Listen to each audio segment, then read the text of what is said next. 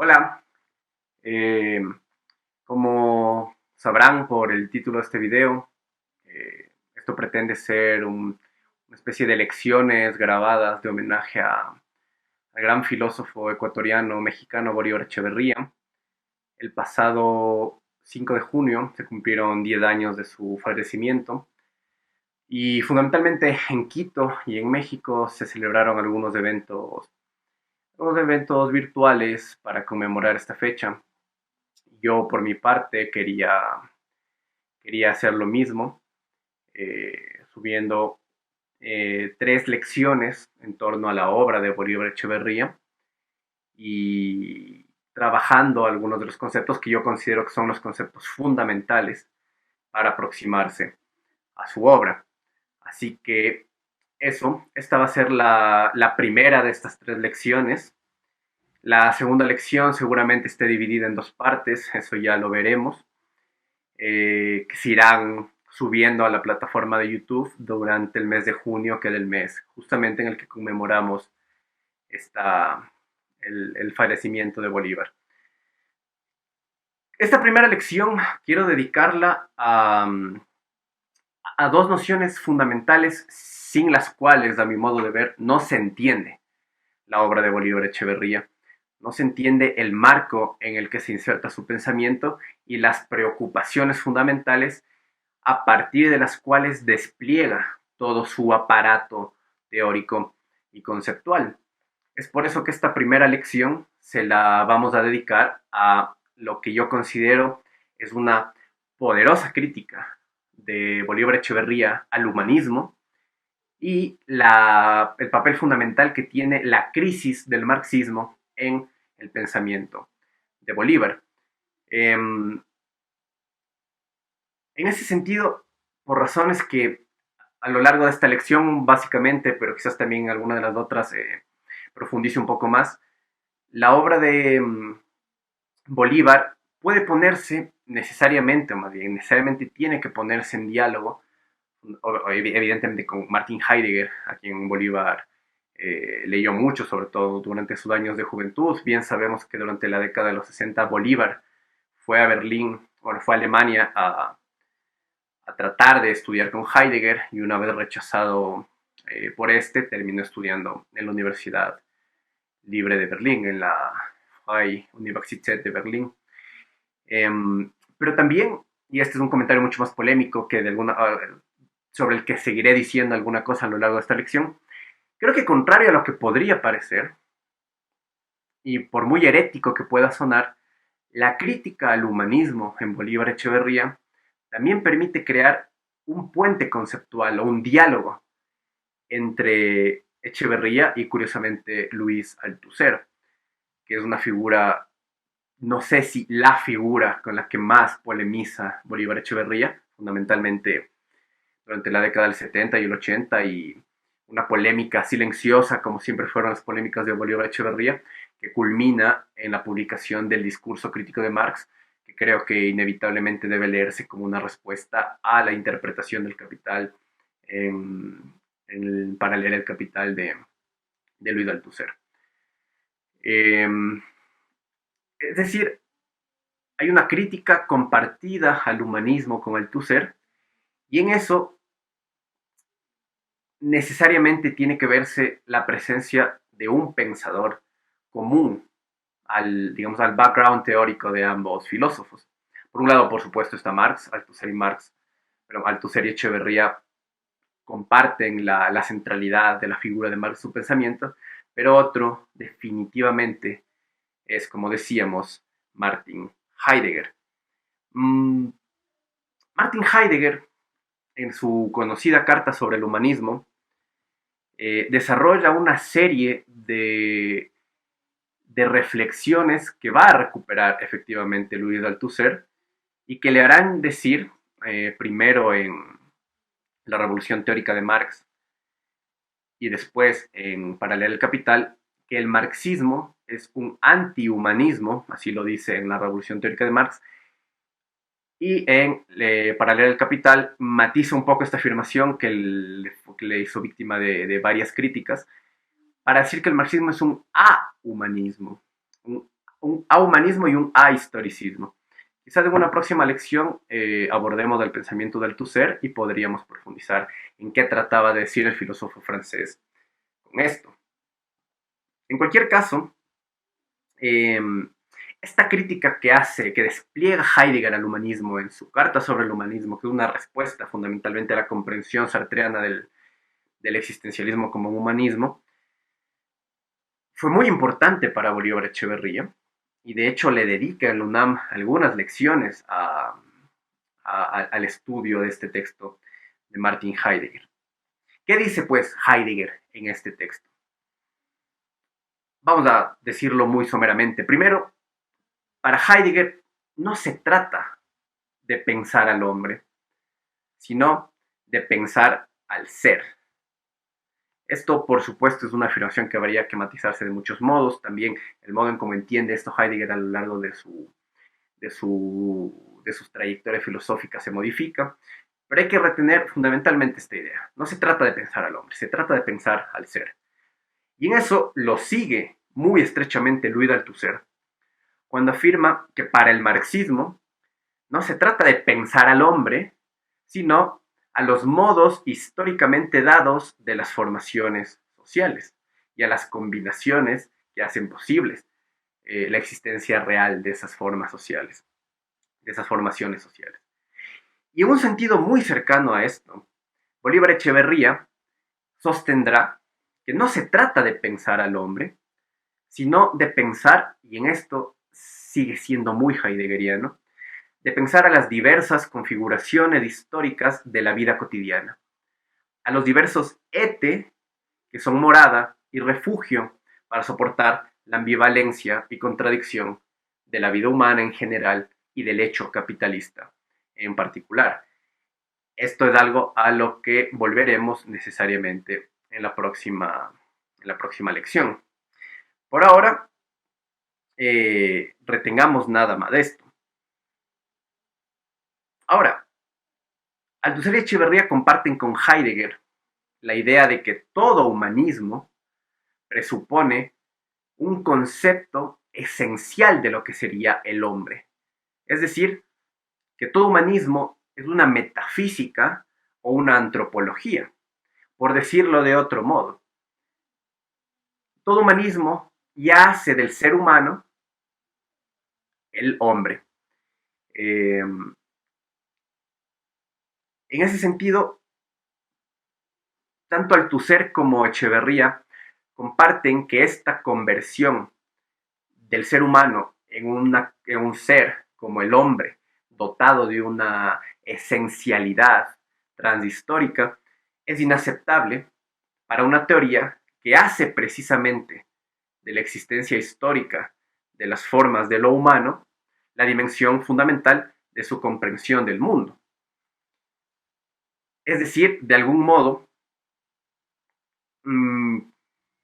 Echeverría, como en su momento Althusser, pero Echeverría con mucha más claridad que Luis Althusser, está releyendo a Marx a partir de estas consideraciones críticas al humanismo que despliega Martin Heidegger.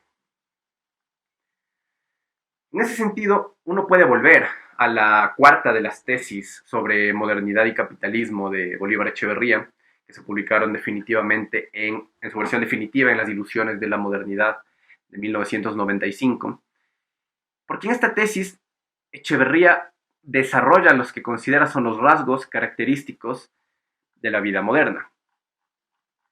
Eh, Estos rasgos están articulados precisamente por el humanismo, es decir, el humanismo del principal de estos rasgos. Los otros que analiza Echeverría son lo que llama el progresismo, el urbanicismo, el individualismo, el economicismo. En definición de la cultura llega a incluir también el nacionalismo.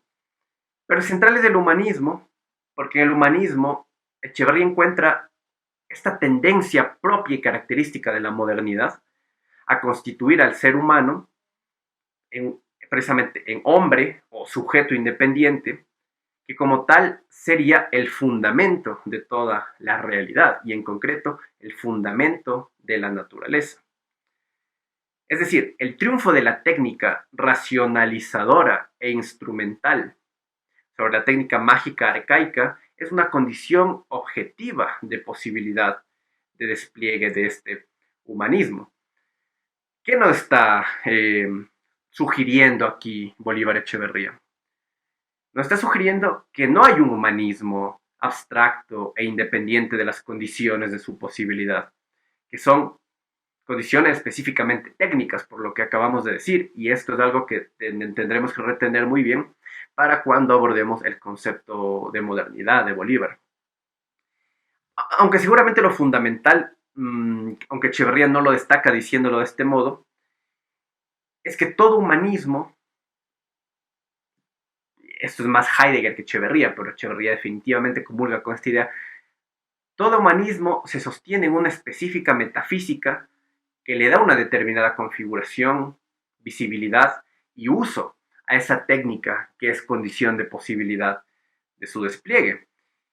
Esa metafísica, que es el concepto al que le dará permanentemente vueltas Martin Heidegger, es la metafísica que hace posible el dominio del ser humano sobre el mundo, que es tal y como lo trabaja Heidegger en sus textos sobre Nietzsche y en sus textos dedicados a pensar el problema de la técnica. Echeverría está muy cerca de Heidegger en este punto, eh, porque ambos consideran que el hombre de la técnica es el hombre de una época de convulsiones que anda permanentemente a la búsqueda de alguna estabilidad para sus actos. Que esa estabilidad solo se encuentre en la adecuación técnica revela para Heidegger la específica situación de precariedad de esta época, que es la modernidad. Precariedad que provoca una experiencia de desarraigo, que es el concepto que usa Heidegger, y que Bolívar Echeverría va a recuperar, como ya veremos en su momento. Es decir, sí, el humanismo es problemático porque está sostenido en una específica metafísica que configura las relaciones entre ser humano y naturaleza por medios técnicos, eh, con consecuencias negativas para la naturaleza. Esta es una idea heideggeriana que Echeverría jamás va a abandonar. Y no solo heideggeriana, sino también propia de la comprensión o de la crítica a la técnica y a la relación del ser humano con la naturaleza de la Escuela de Frankfurt, fundamentalmente de Theodor Adorno y Max Horkheimer. En efecto, en la pregunta por la técnica, Martin Heidegger afirmaba que el dominio técnico del hombre convierte a la naturaleza en Bestand, que es la palabra alemana que usa Heidegger para decir, convierte a la naturaleza en algo que está ahí delante, en algo que se vuelve un depósito o un almacén, siempre a la mano para la explotación y la acumulación. Por eso se puede leer perfectamente en este texto, cito a Heidegger, el desocultar que domina a la técnica moderna tiene el carácter de poner en el sentido de la provocación.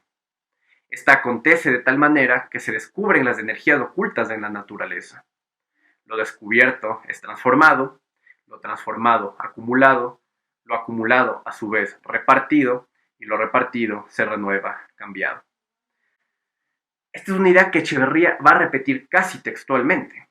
Es decir, para Echeverría, siguiendo a Heidegger, la construcción del mundo humanista obliga a lo otro, lo no humano, a comportarse como naturaleza. Es decir, la relación ser humano-naturaleza no es una relación evidente.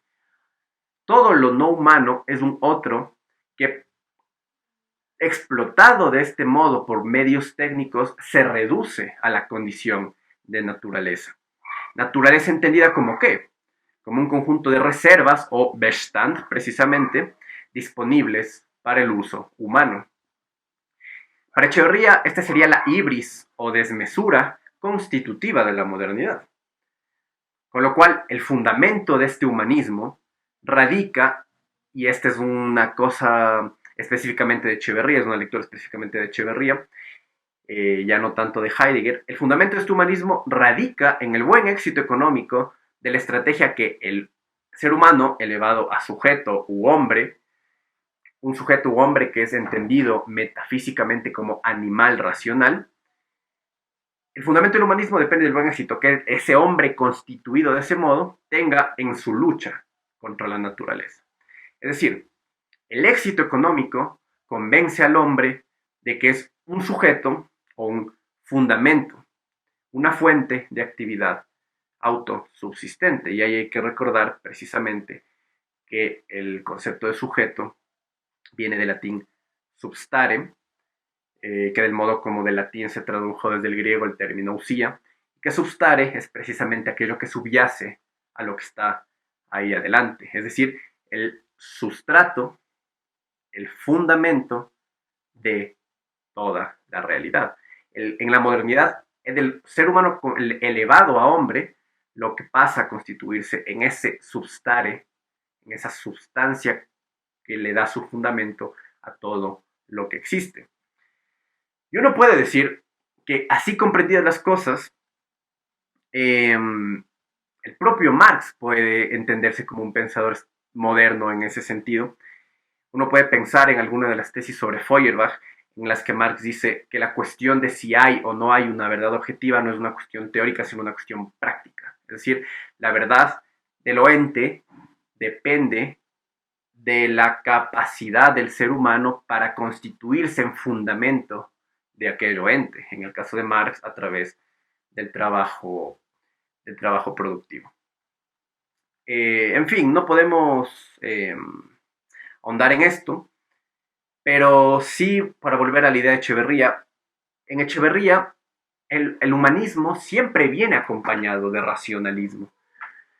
Y en esto la presencia de la Escuela de Frankfurt se transparenta con mucha claridad, porque el racionalismo para Echeverría es entendido como una reducción de la especificidad de lo humano al desarrollo de una facultad raciocinante. Y a su vez, la reducción de esta última facultad racional al modo en que ésta se despliega o se realiza con una pura práctica, una pura práctica técnica o instrumental que objetualiza al mundo. Por eso, en la última de las lecciones que componen definición de la cultura, Echeverría define el humanismo como un antropomorfismo exagerado, que hace del ser humano la medida de todas las cosas, lo que hace que la cultura de la modernidad sea antropólatra, es decir, se erige, el humanismo lleva necesariamente a una antropolatría. Esta antropolatría característica del humanismo lleva necesariamente consigo la necesidad de supeditar o de subsumir la realidad de lo otro, reducido, que no esencialmente siendo a naturaleza, a la realidad de este hombre o sujeto puro.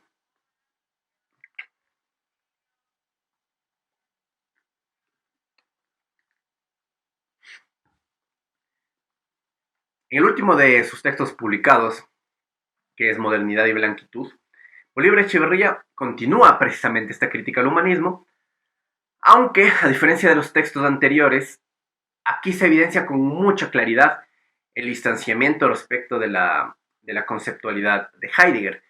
Y ese distanciamiento no es producto de la sutileza filológica, sino que está expresamente reconocido por Bolívar Echeverría. ¿Por qué? Para Echeverría, en Carta sobre el humanismo, a pesar de la fascinación que tiene Echeverría por este texto, pero encuentra que Heidegger da un paso atrás respecto de Ser y Tiempo de 1927, porque en este texto y todos los textos que le seguirían en la todavía larga trayectoria intelectual que quedaba atrás, Carta sobre el humanismo, que me parece que se publica en 1946, es decir, quedaban 3 décadas todavía de trabajo Heidegger, en todo el trabajo posterior a Carta sobre el humanismo, cree Echeverría que Heidegger empieza a debilitar la idea de la falta de sustento o la contingencia radical de la condición humana. Y lo que hace es construir una necesidad metafísica proveniente de lo que Echeverría llama una relación meta-existencial del ser humano con el ser. Es decir, meta palabra griega para si lo que está más allá o por fuera de, una relación por fuera de la existencia del ser humano con el ser. Es decir, Echeverría cree que Heidegger empieza a sustancializar o antropomorfizar o personalizar al ser. Mientras que en Ser y Tiempo, y esto es lo que atrapa a Heidegger en primer lugar de este texto, el ser solo podía consistir en el modo humano de ser, es decir, en el Dasein o existencia humana. Pero en Carta sobre el Humanismo, el ser parece, cree Echeverría, parece que se manifiesta no solo en la existencia humana, sino a la existencia humana, es decir, proveniendo desde algún lugar fuera de esa propia existencia. Así, para Echeverría, Heidegger lo que hace es sustancializar al ser como algo o alguien meta existencial en el sentido que ahora acabamos de exponer, y cree que ese es o sea, el ser a partir de ese momento en Heidegger puede ser perfectamente comparable a Dios.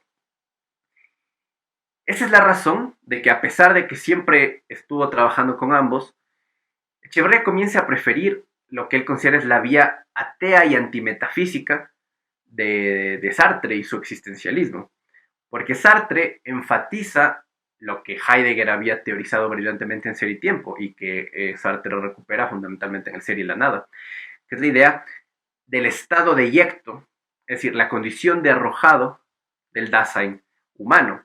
Es decir, que lo humano carece de suelo, carece de fundamento, lo que supone que la existencia humana es estrictamente contingente. ¿Y por qué es estrictamente contingente? El ser humano está condenado a la libertad. Esta condena humana a la libertad va a ser fundamental, fundamental para todo el despliegue teórico de Echeverría, como vamos a ver en las dos siguientes lecciones, fundamentalmente en la segunda. Así que, bueno, Echeverría sigue siendo profundamente crítico con el humanismo, pero trata de alejarse de algún modo de la conceptualidad heideggeriana, y para eso incorpora a su crítica un argumento histórico. Para Echeverría, el humanismo moderno fue fundamentalmente originado en una actitud de las élites del mundo postcristiano, es decir, del mundo postmedieval, que se basó en el modelo de la humanitas antigua y su idea de perfección humana legendaria y heroica. Es decir, el humanismo tiene su origen en el Renacimiento, como queda perfectamente claro. Ese modelo sería el fundamento de este antropocentrismo que critica Echeverría, cuya consecuencia es una concentración excesiva de la importancia ontológica del ser humano. Y aquí no podemos ahondar en eso, pero si uno se va a filósofos renacentistas, piensen por ejemplo en Pico de la Mirándola y su texto La dignidad del hombre. Efectivamente, la dignidad del hombre, para Pico de la Mirándola, consiste en que, estando en el medio del eslabón ontológico, entre por encima de las bestias, pero por debajo de lo divino, en realidad no es ni bestia ni ser divino, sino que puede ser aquello que él quiera. En el humanismo, en el fundamento del humanismo, está esta especie de omnipotencia humana para crearse y recrearse permanentemente a partir de decisiones voluntarias sobre su propio destino. Esta concepción clave del humanismo va a ser fundamental también para entender, creo yo, la gran mayoría de los conceptos de Echeverría, incluyendo su concepto de forma natural de reproducción social. Y lo adelanto aquí, el concepto de forma natural de la reproducción social solo puede aparecer como una crítica al concepto de praxis. Pero ya diremos algo sobre eso en nuestra siguiente lección. Volviendo, este antropocentrismo, cree Echeverría, funda una imagen ilusoria, que es la del hombre que cree que cabalga sobre el capital, cuando en realidad el hombre es cabalgado por el capital. Esta ilusión se convierte en el soporte de la específica comprensión moderna del hombre como centro del mundo y motor de la historia. Lo que decíamos a partir de Pico de la Mirándola, llevado al terreno histórico sociopolítico. Es decir, a pesar de este distanciamiento con la conceptualidad de Heidegger, Echeverría mantiene la idea de que una vez que se levanta, se erige, nace al mundo, a la historia, o se produce el hombre, la naturaleza, lo otro, se ve sometido a la antropolatría. Con lo cual hay que decir que desde aquí se evidencia con claridad que eh, Echeverría secunda o está de acuerdo con la idea de Michel Foucault al final de Las palabras y las cosas, de que el hombre es un producto o una creación histórica. Y de hecho, si revisan ustedes la presentación al discurso crítico de Marx, que fue escrita en 1984, en esta presentación, es decir, la relectura que hace Echeverría del Capital de Marx no puede entenderse en una clave estrictamente marxista, porque en el fundamento de esa relectura, como aparece con toda claridad en la presentación, está la asunción de una serie de problemas del pensamiento de la década de los 60, 70, y si es que nos remontamos a Heidegger incluso décadas antes, como es, por ejemplo, una idea que Echeverría recupera con toda claridad, que es la idea de lo que él llama la peligrosa inminencia de la muerte del hombre. Releer al Capital en esa clave coloca a Echeverría en una serie de problemas que no son tradicionalmente marxistas. Por decir algo en torno a un debate que se ha abierto, entre otros varios, en torno a la obra de Bolívar, sobre si Bolívar era un marxista avant la lettre o un postmarxista. Para continuar,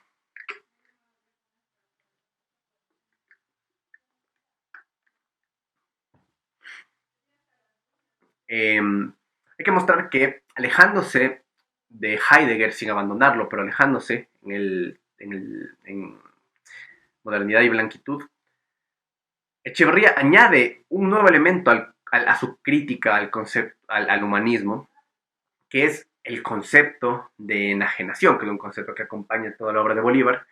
Aquí no vamos a desplegar este concepto con demasiado detenimiento, pero algo diremos en la última lección. ¿Y en qué clave incorpora la enajenación a su crítica al humanismo? Lo hace considerando que, claro, el humanismo ha endiosado al hombre, adjudicándole una omnipotencia que realmente no le pertenece al ser humano, sino a lo que Echeverría llama al ser humano enajenado, es decir, al valor de la mercancía capitalista. Y hay que retener este tipo de conceptos de Bolívar. El valor que se valoriza a la mercancía capital es un ser humano enajenado. Eso es el tipo de fórmulas que permiten acceder a la especificidad de su concepto de enajenación. Es decir, este humanismo que lleva al ser humano a adorarse a sí mismo, esconde que en realidad está adorando una metamorfosis suya. Esta metamorfosis suya es del capital convertido en sujeto, y si el capital está convertido en sujeto, eso significa que el ser humano ha enajenado su propia subjetidad o condición de sujeto en el capital.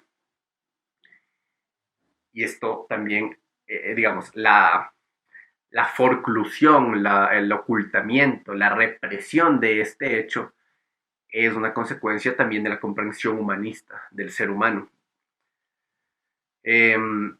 Por eso podemos volver, por ejemplo, a Posmodernidad y Cinismo, que se publicó en 1995 con las ilusiones de la modernidad.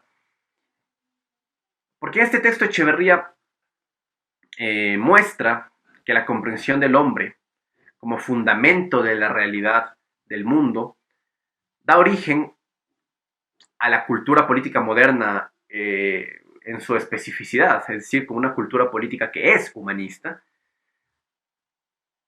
porque entiende a la socialidad humana como naturaleza, es decir, como una cosa u objeto a la que se le puede dar forma.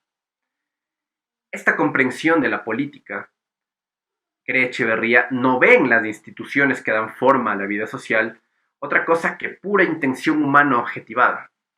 Pura intención humana objetivada.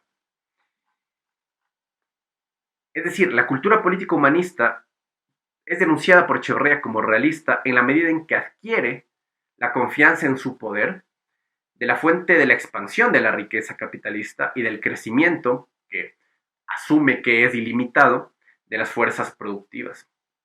Es decir, al decir Echeverría, esta confianza lo que hace es configurar lo que él llama un complejo mítico, que es básico para entender a la modernidad. Y este concepto de complejo mítico, por supuesto, es un concepto en el que también resuena la escuela de Frankfurt, fundamentalmente Adorno y Benjamin, que ellos hablaban específicamente de un círculo mítico característico, en su caso, en el caso de Adorno, por ejemplo, de la Ilustración. Y en el caso de Benjamin, sí, de la modernidad y de la experiencia, que es lo que encuentra en la experiencia de los pasajes de París. Este complejo mítico al que se refiere Echeverría está conformado por tres mitos constitutivos de la modernidad, básicos, sin los cuales no se entiende lo que es la modernidad. El primer mito es el mito de la revolución. Y aquí quiero ser abiertamente polémico, porque no es falso, se puede matizar, se puede discutir, pero no es falso decir que para Bolívar Echeverría la revolución, la idea de la revolución, es un mito de la modernidad burguesa, humanista. Es un mito básico de la cultura política moderna, según el cual la consistencia cualitativa de las relaciones sociales sería el resultado de ciertos actos fundadores de una colectividad que decide, es decir, con voluntad y conciencia, constituirse a sí misma. Y aquí que estamos viendo, Echeverría critica este prejuicio específicamente moderno de que podemos cambiar a voluntad y según las decisiones de nuestra conciencia, la consistencia cualitativa de las relaciones sociales. De este modo, los actos revolucionarios no serían otra cosa que refundaciones apocalípticas que únicamente repetirían la radicalidad de alguna supuesta fundación originaria. Este mito de la revolución, cree Bolívar, tematiza la experiencia del hombre que objetiva y posee y realiza los valores de las mercancías y que se entiende a sí mismo como un sujeto que del que pone la realidad en los cuerpos de esas mismas mercancías. Volvamos a lo dicho antes en torno a la idea del sujeto como substare de todo lo existente. Y aquí de nuevo una idea en la que yo quiero enfatizar mucho. Para Echeverría es muy importante criticar este arrebatamiento de la sustancialidad, de la densidad, de la objetividad propia de lo otro no humano, de lo ente, por decirlo con Heidegger, de lo ente no humano, incluyendo eso ente que resulta del propio trabajo humano. Es decir, que resulte del propio trabajo humano no hace que sea el sujeto, el hombre, el ser humano entendido como sujeto, el que pone toda la consistencia cualitativa de la realidad de los cuerpos, de las mismas. Por decirlo de un modo sencillo, el ser humano sigue requiriendo de determinada naturaleza o de determinados medios técnicos de producción para dotar de una determinada figura, pero no lo hace omnipotentemente a su voluntad y según las decisiones de su conciencia. A partir de esta experiencia provocada por el mito de la revolución, la cultura política de la modernidad capitalista se constituye como revolucionaria. Es decir, la cultura política burguesa es revolucionaria. Y en esto Echeverría estaría perfectamente de acuerdo con la caracterización que el propio Marx le da a la burguesía en el Manifiesto Comunista, como la clase más revolucionaria de la historia. Pero que esto significa que el propio socialismo es un continuador natural de la Revolución Francesa. Es decir, la experiencia burguesa y socialista de la revolución son ambas parte del mito moderno de la revolución. Y son parte de ese mismo mito porque tanto una como otra, justamente lo que decíamos, menosprecian la densidad histórica. Y en eso consiste su humanismo específico. Es decir, y esto es muy importante como lo dice Bolívar, al menospreciar esa densidad histórica, menosprecian la también subjetividad, es decir, no solo la objetualidad, sino también subjetividad, que también tiene, que también proviene de la naturaleza y de las instituciones que limitan y condicionan la absoluta libertad creadora y fundadora del sujeto humano.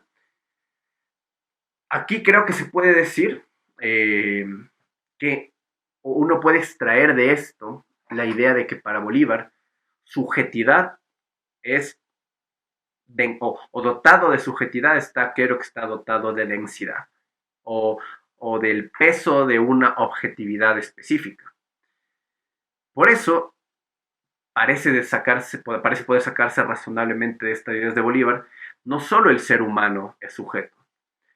Es decir, que uno puede pensar que la identificación entre sujeto y ser humano es la que da lugar al concepto moderno de hombre.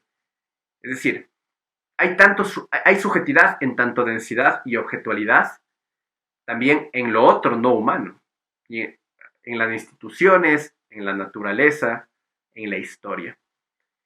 Eh, Tesis que yo creo que podría ponerse en diálogo con la idea hegeliana de que tanto la naturaleza como la historia son espíritu, pero es algo que aquí no podemos desplegar. Vamos con el segundo mito constitutivo de ese complejo mítico específico de la modernidad, que es el mito de la nación. La nación moderna, cree Bolívar, es una entidad artificial que saca su derecho a existir de la empresa estatal que una sociedad de propietarios privados pone en marcha para la acumulación de capital. Una de las características fundamentales de esta empresa estatal de la modernidad capitalista es la subordinación, bajo la idea de la nación, de todas las otras concreciones naturales de las comunidades no mercantiles, sean estas comunidades no mercantiles arcaicas o nuevas. Justamente esa subordinación es lo que revela el núcleo humanista del mito de la nación moderna. Y yo creo que aquí es perfectamente posible, a través de Bolívar, pensar o abordar el problema de los pueblos originarios y la plurinacionalidad y demás debates de América Latina.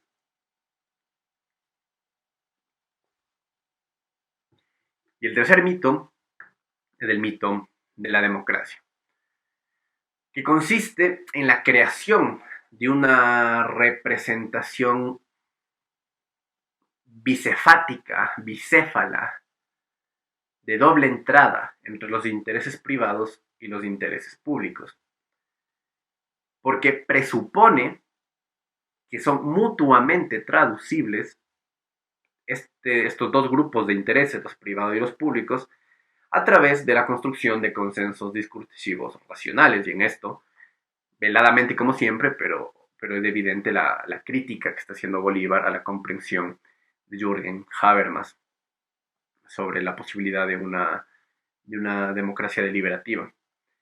El mito de la democracia da fundamento a la instauración de gobiernos que van a sustituir temporalmente y por representación a la voluntad colectiva de los miembros de una nación.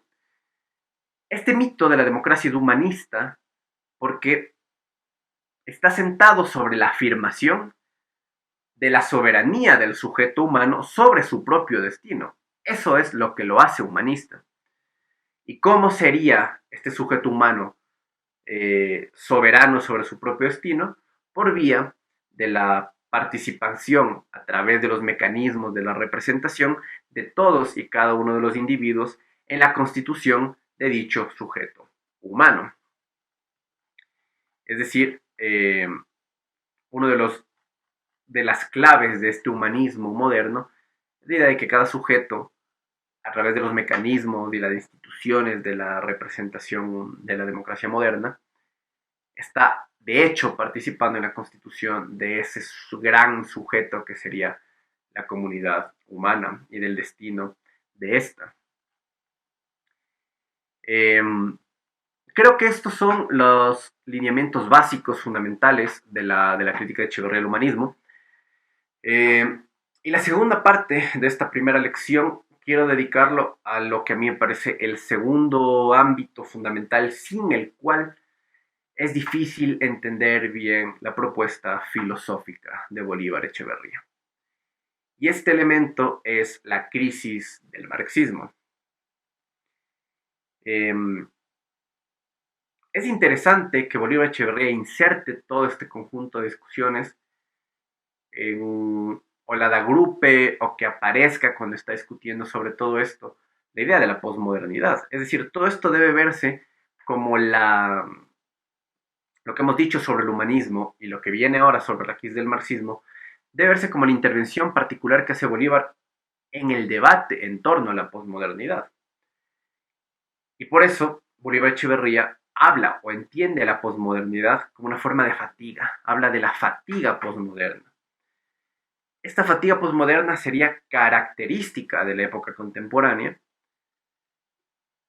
justamente como resultado de la pérdida de fe, de la pérdida de confianza en estos mitos constitutivos de la modernidad que acabamos de mencionar.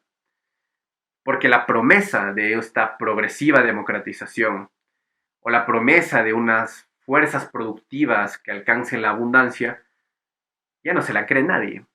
O sea, un individuo puede llegar a creerla, pero ya no es una creencia pública. Con lo cual se puede hablar perfectamente, y esta es la comprensión de Echeverría de la posmodernidad, es decir, hay que pensar la posmodernidad porque la posmodernidad da cuenta de un problema real. ¿Cuál es ese problema real? La caducidad de los mitos humanistas, que son el fundamento de toda una experiencia de crisis que caracteriza la etapa actual de la modernidad.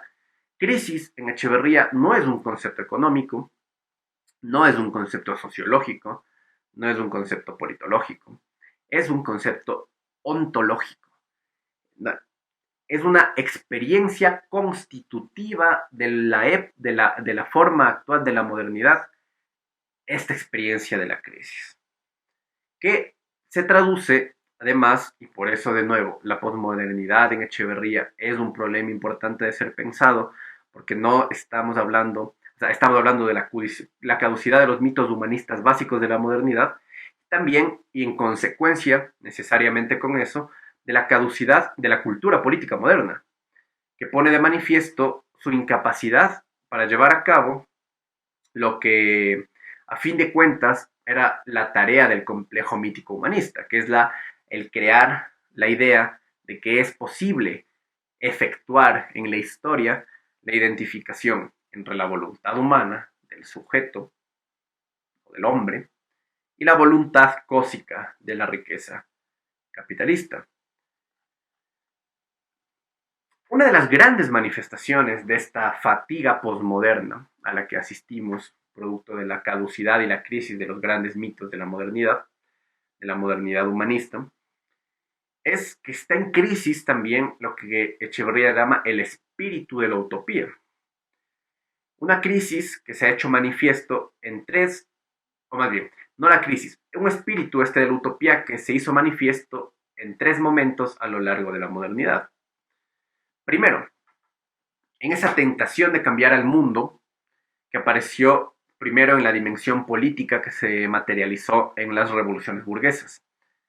Es decir, la revolución moderna se entendió como un progreso político absoluto, cuya tarea era la cancelación de un pasado entendido como nefasto y de ese modo la apertura de un porvenir cargado de justicia.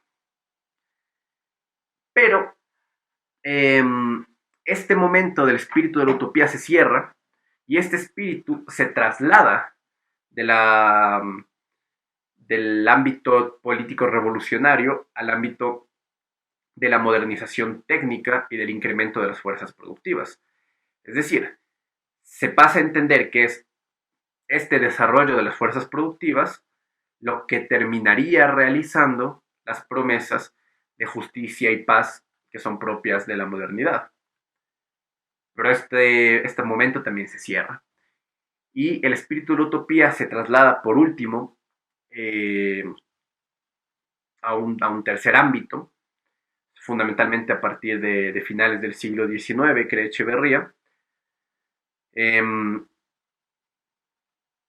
A finales del siglo XIX y hoy, a finales del siglo XX y todavía hoy, vivimos en el campo abierto por el fracaso de ese último intento de la realización de ese espíritu de la utopía. ¿Cuál es este tercer ámbito en el que se derrota definitivamente ese espíritu de la utopía? Echeverría lo ubica fundamentalmente en la experiencia histórica del socialismo real. Porque él considera que a pesar de que indudablemente el dominio de la derecha durante el siglo XX fue la constante, de hecho la vida política de ese siglo se guió por una cultura política de izquierda, sea a través de la idea de la reforma o a través de la idea de la revolución. Con ese argumento, uno podría decir que Echeverría le podría darle de algún modo la razón a quienes hablan del dominio del marxismo cultural. Obviamente Echeverría hace esta afirmación desde unos presupuestos y con unas intenciones y con unos despliegues que son mucho más complejos y sofisticados de lo que la mayoría de los divulgadores que usan este término suelen hacer. ¿Por qué está en crisis este último momento del espíritu de la utopía en la experiencia del socialismo real? Porque en realidad el principio básico de esta izquierda de finales del siglo XIX, principio del siglo XX, era el humanismo, lo mismo que el burgués. Es decir, si la época contemporánea parece estar en crisis, es porque está marcada por un profundo desencanto. La posmodernidad es la época de la fatiga y del desencanto como resultado del quiebre, el resquebrajamiento, la crisis, el hundimiento de los mitos constitutivos sobre los que se alzó la modernidad. Es una época desencantada, y aquí hay que leer necesariamente al desencanto como una de las varias influencias que tuvo Max Weber en la obra de Bolívar Echeverría.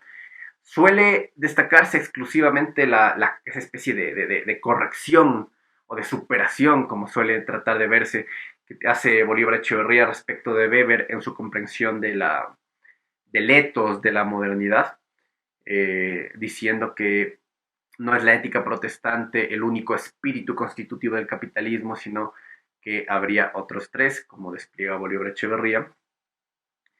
Pero al reducir el debate de Bolívar con Weber a eso, se ignora el papel fundamental que tuvo este sociólogo alemán en toda su conceptualización. Es decir, Weber está muy presente en los teóricos fundamentales que constituyen el pensamiento de Bolívar Echeverría y en el propio Bolívar Echeverría mismo. Weber es fundamental para la comprensión de la modernidad y para el despliegue del concepto de cosificación de Georges Lukács. Weber es fundamental para esa misma crítica de la modernidad en la Escuela de Frankfurt, fundamentalmente en dialéctica de la ilustración de Adorno y Horkheimer. Es decir, la presencia de Weber en la obra de Bolívar no se puede menospreciar, como la de Heidegger no se puede menospreciar, y es lo que trato de presentarle de aquí.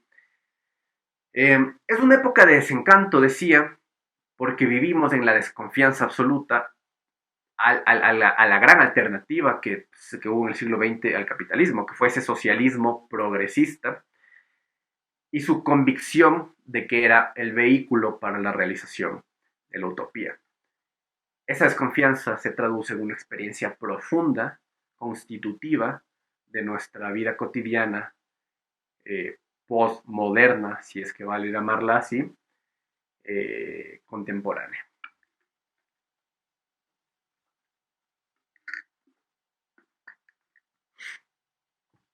En el agotamiento de este espíritu de la utopía, se dejan traducir los defectos tardíos de lo que Bolívar Echeverría llama, parafraseando a Freud, un malestar en la civilización. Malestar en la civilización que entiende como un estado de ánimo. Malestar en la civilización es un estado de ánimo. Malestar en la civilización es una paráfrasis de Freud. Estado de ánimo, a cualquiera que haya leído Heidegger va a saber que proviene de la obra de Heidegger.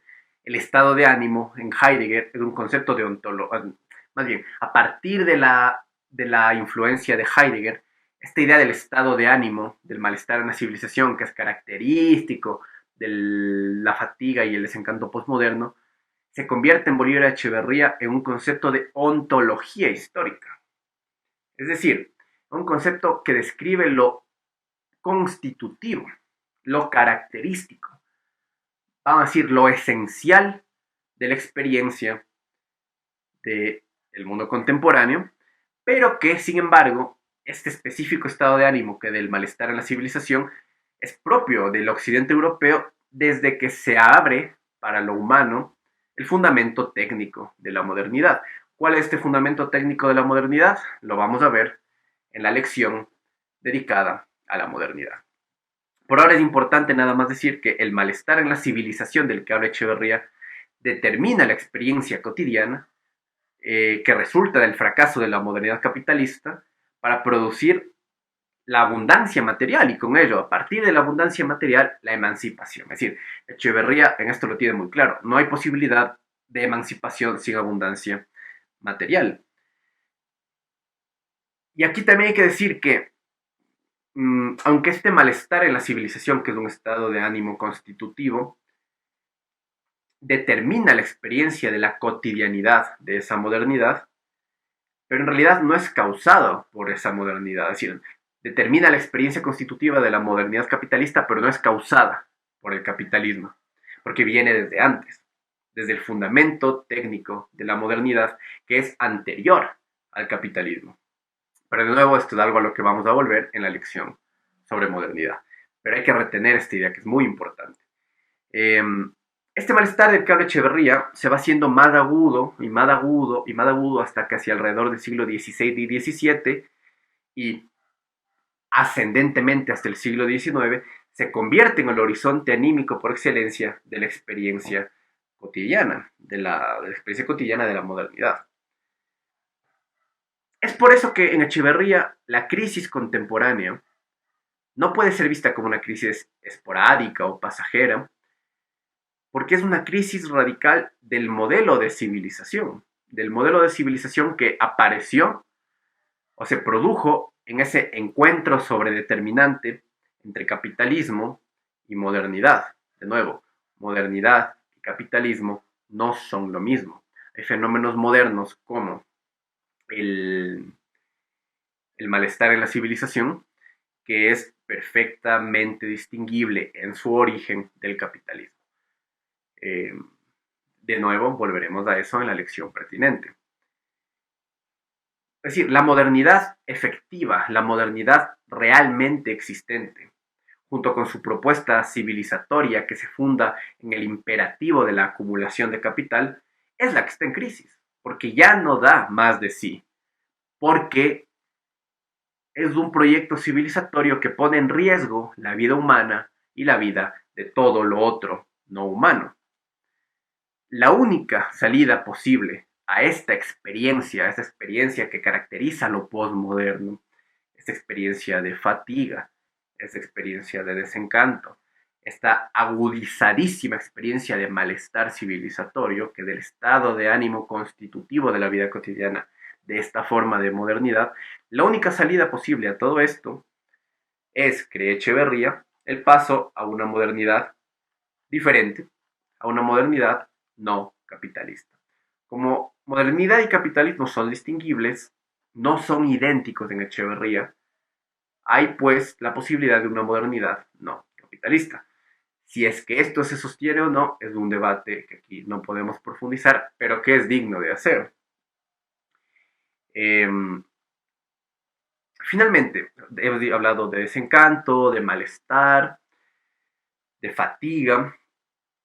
Quizás el concepto que mejor explica el modo en cómo entiende Bolívar Echeverría la crisis contemporánea es una vez más un concepto heideggeriano, el concepto de desarraigo. A partir de este concepto de desarraigo, Echeverría puede describir a la experiencia moderna de la cotidianidad como una experiencia permanente de inconsistencia del presente. Inconsistencia que viene de la inasibilidad de los valores de uso.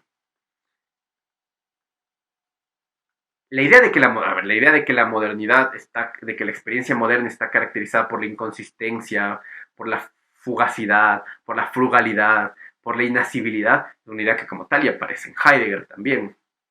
Lo que hace Echeverría es darle cierto matiz eh, histórico a partir de su lectura de Marx. Porque para Echeverría el desarraigo es una experiencia, a ver, porque claro, Echeverría no va a decir que todo esto es producido por la inasibilidad de los valores de uso, no es la conceptualidad que él está usando. En Echeverría el desarraigo es una experiencia producida por, y aquí digo mal, no en Echeverría, En Heidegger, y esto lo retoma Echeverría, el desarraigo es la experiencia producida por la ausencia de una fuente última de sentido, por la falta de fundamento y contingencia. De nuevo, desarraigo es la experiencia producida por ausencia de una fuente última de sentido, por falta de fundamento y por la experiencia de la contingencia. Pero eso no es ni en Heidegger ni en Echeverría, ni en Heidegger ni en Echeverría, no es una experiencia característica del capitalismo. Es decir, Echeverría, siguiendo en esto muy finamente Heidegger, jamás va a proponer que la carencia última de sentido de la vida humana, que la ausencia de su fundamento, que su experiencia de contingencia, se vaya a superar con una trascendencia del capitalismo. No, no, porque esta es una tesis ontológica y no de ontología histórica que Echeverría no va a abandonar.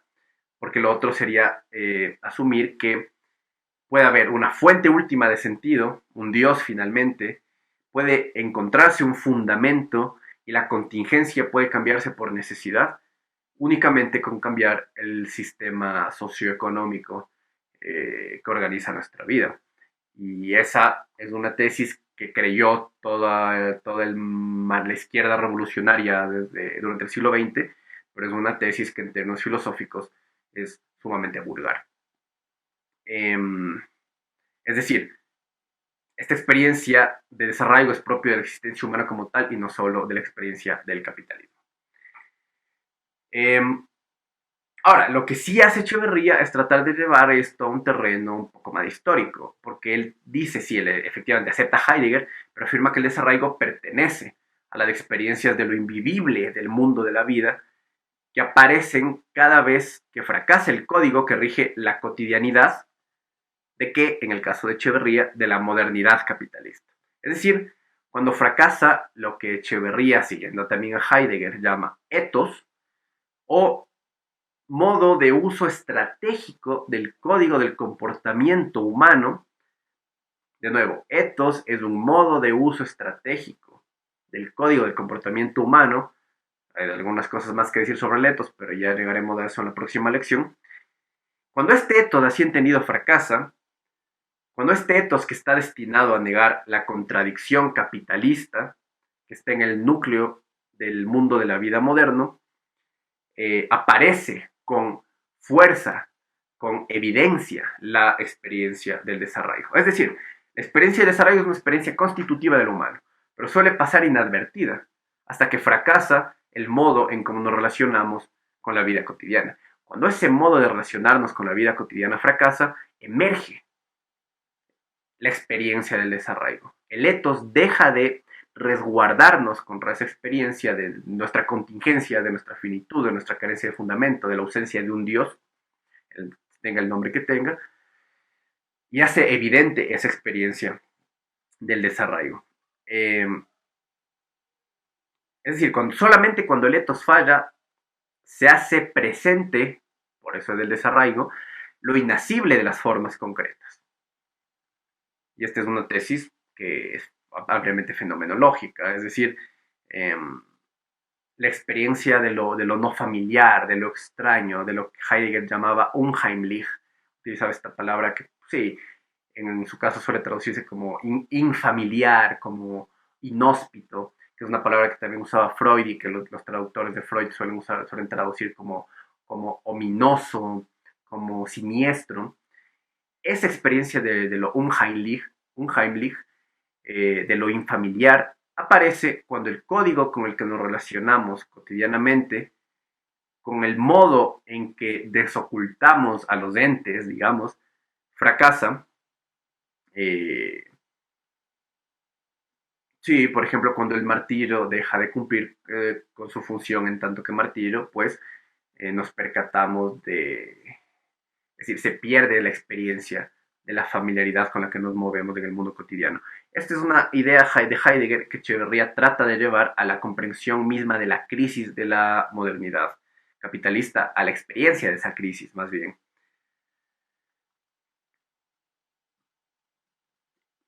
Ya que estamos en la crisis, en un momento de crisis, no pasajera, sino constitutiva de este momento de la modernidad capitalista, la experiencia de desarraigo, que es de nuevo constitutiva, se vuelve cada vez más recurrente y se vuelve determinante de la experiencia cotidiana de eh, de esta modernidad. Ahora, si estamos en crisis, en una crisis civilizatoria, es inevitable que esto tenga repercusiones directas en el carácter teórico del marxismo. El marxismo, tal y como lo entiende Echeverría, es la manifestación discursiva de ese proyecto de contrasentido de la modernidad capitalista que fue el comunismo. Marxismo y comunismo están en crisis y cree Echeverría, pueden renacer, pero también es igualmente posible que desaparezcan. Y esta constatación de la crisis del marxismo es otro elemento que comparte plenamente Echeverría con Luis Althusser y que en algún momento creo habría que poner también en diálogo. Porque la crisis del marxismo, tanto para uno como para otro, para Althusser es la crisis de las certezas heredadas de una tradición política, para Echeverría es la crisis del complejo mítico básico constitutivo de la modernidad. En todo caso, la crisis del marxismo es correlativa a la crisis de estas certezas heredadas de la historia de la modernidad. Y en esto creo que sería muy importante referir al magnífico trabajo de Elías José Palti, Verdad y Saberes del Marxismo, que también habla de la experiencia. Es más bien, la crisis del marxismo es un medio de abordar la crisis más general de todas las certezas modernas. Y en ese sentido, en este análisis que hace Palti, afirma que hoy quien quiera ser marxista tiene que elegir entre ver al marxismo como una verdad o como un saber, cuando durante el siglo XX se entendió como la verdad y el saber. Elegir al marxismo como verdad, es decir, como sentido último de la historia, supone declinar la posibilidad de entender al marxismo como un saber, es decir, como un cuerpo teórico de conceptos que aprehende de algún modo la realidad. Y viceversa, si uno quiere entender al marxismo como saber, no le queda otra que abandonar la idea de que el marxismo es la verdad de la historia. En fin, eh, ¿por qué está en crisis el marxismo? Para Echeverría, porque el marxismo durante el siglo XIX y heredado al siglo XX adoptó una figura histórica que está absolutamente desgastada. Esa figura, para Echeverría, estaba conformada por tres autoafirmaciones teórico-prácticas. Primero, que la base social del marxismo existía positivamente en la clase obrera industrial. Segundo, que su modelo de sociedad alternativa era viable y se encontraba presente en la existencia empírica de la Unión Soviética. Y tercero, que su accionar no era utopista porque no consistía en otra cosa que en la modernización de la sociedad para adecuarla a los desarrollos de las fuerzas productivas. Esta figura elemental, conformada por tres elementos del marxismo, cree Echeverría, ha caducado, y no lo cree, creo que es un hecho, ha caducado, y eso explica la crisis teórica del marxismo. Y de nuevo, la idea de una crisis teórica del marxismo es también compartida con Althusser. Para Althusser decía cosas como: el marxismo no ha estado a la altura teórica necesaria para explicar su propia historia, una historia cuyo elemento fundamental, quieran que no, es el stalinismo.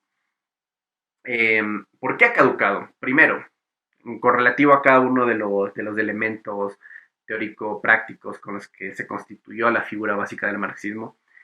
Primero, porque la clase obrera industrial ya no es la portadora del proyecto comunista, porque ha perdido su capacidad para ofrecer un plano homogéneo de acción y de ese modo representar a cualquier otro sujeto rebelde. Eh,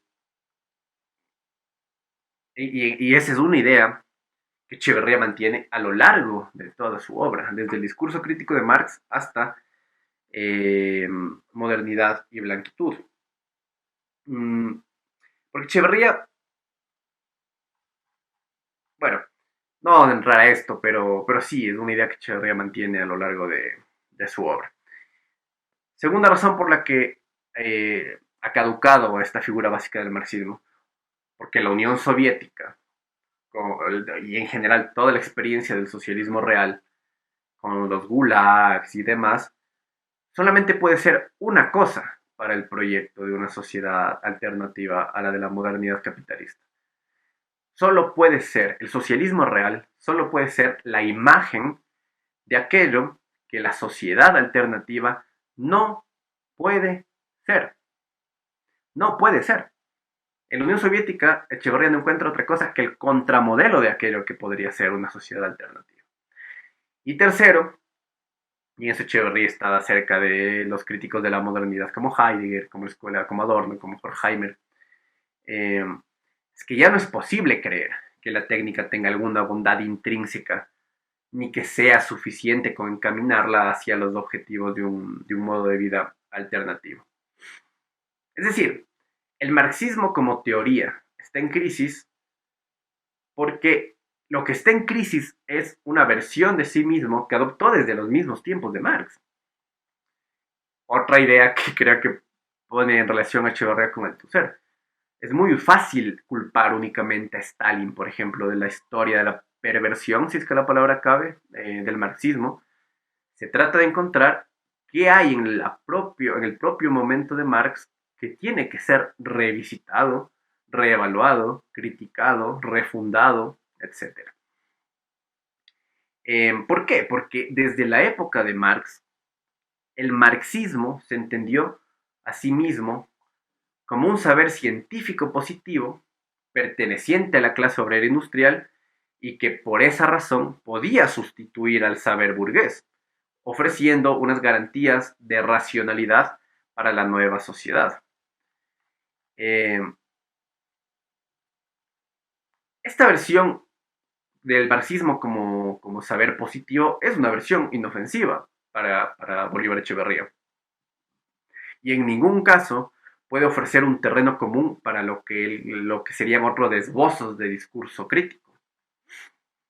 Es la exacerbación de esta comprensión del marxismo como saber positivo lo que llega al ridículo con el materialismo dialéctico de Stalin, y aquí sí Echeverría es muy tajante, que encontraría su último intento de actualización en Althusser.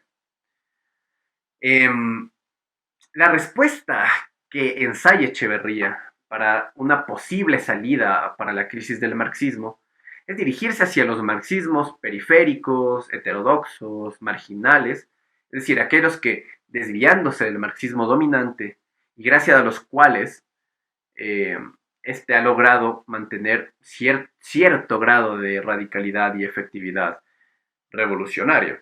Ahora, hay que decir que Echeverría tuvo muy poco diálogo, no suele citar, pero aparece muy poco transparentada en su obra, o prácticamente nunca, por decirlo mejor, diálogos con marxismos latinoamericanos. Seguramente hubo diálogos con Marín y etcétera, pero cuando habla de marxismos periféricos, de heterodoxos y marginales, está pensando fundamentalmente en George Lukács, en la Escuela de Frankfurt, en Karl Korsch, etcétera.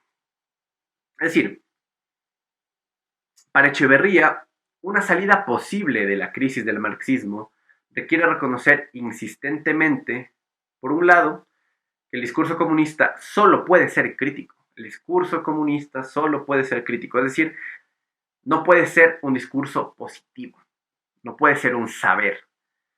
Es decir, solo puede vivir de la desconstrucción del discurso del poder. Y por otro lado, que la contradicción fundamental de la sociedad contemporánea es la contradicción entre valor y valor de uso, con lo cual Echeverría opera un desplazamiento en la comprensión tradicionalmente marxista de lo que sería la contradicción fundamental del capitalismo, que era la contradicción entre capital y trabajo. Siendo así, se trata en Echeverría, me parece, de seguir proponiendo en el terreno del pensamiento problematizaciones que traten de seguir siendo o perteneciendo al campo abierto por el marxismo, o por Marx mejor, dentro del ámbito de la crisis del marxismo. Porque para Echeverría es fundamental reconocer que este mundo que está en crisis es un mundo que sigue estando gobernado por el hecho capitalista. Es decir, Echeverría se aferra al marxismo, o más bien, creo que hay que decir que se aferra a Marx en la inmanencia de la crisis del marxismo. Eh, y con eso quiero dar por terminada esta primera lección. Muchas gracias.